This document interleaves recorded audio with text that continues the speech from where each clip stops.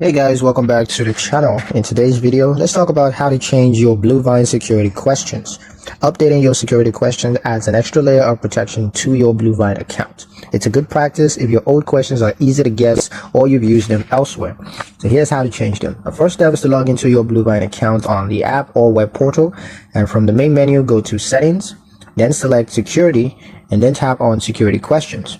You're going to see your current questions, so just choose Edit or Update, and now pick new questions from Bluevine's list, or you can just enter custom ones if available.